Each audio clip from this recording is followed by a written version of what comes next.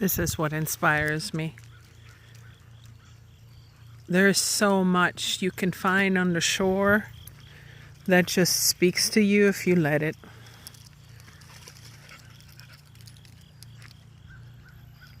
And there's always a beautiful place to find somewhere. So don't stay at home. Go explore.